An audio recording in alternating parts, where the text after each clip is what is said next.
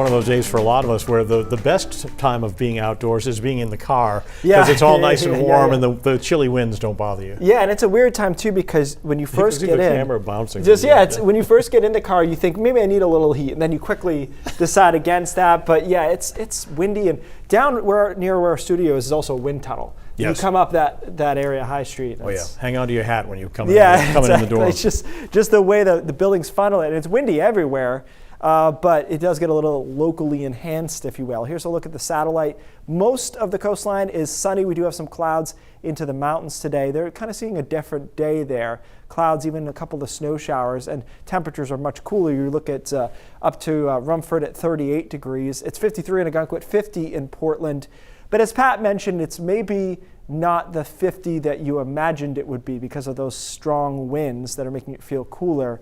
And you head to the north, it's 47 in Bangor, and up towards Frenchville, it's sitting at 39 degrees. So these temperatures actually a little bit below average for this time of the year, but the sun makes a huge, huge difference. Here are the winds, though, 31 miles an hour in Portland, 37 miles an hour in Rockland. And we talked yesterday about how after the damaging winds in which we had some power outages, the winds would shift out of the west-northwest, and here they are. That's pretty typical behind a departing system.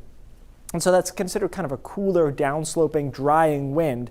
Tends to give the coastline more sunshine and the mountains more clouds because the air dries as it goes downhill. So the rest of today will be kind of the same split. Sun here, clouds into the mountains. We all clear out overnight tonight. Temperatures are in the 30s. Some of us will be below freezing, especially across northern Maine, but the vast majority of us won't be.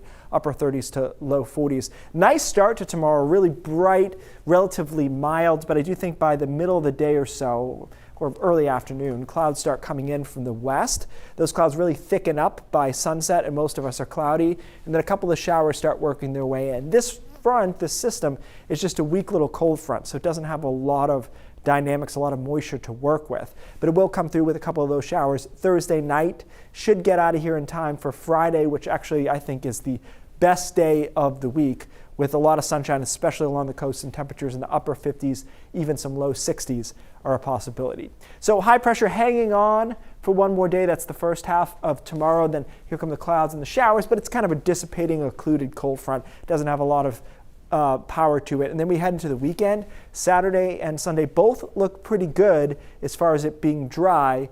However, we're just not going to quite get in on the warmth that will be off to our south and west. And I think there was some opening, when we looked at it last weekend, that maybe we'd get in on this, but I think that door is closed now because that front just isn't going to get through here. What we need to happen is this warm front here needs to lift all the way really into Quebec, and it's just not happening. It's going to be closer to Ottawa. That means we're on the cool side of the front over the weekend. That doesn't mean we have a bad weekend. It just means we're not going to get into those 70s. And you can see it tries to get here and then gets kind of snuffed out by that cold front.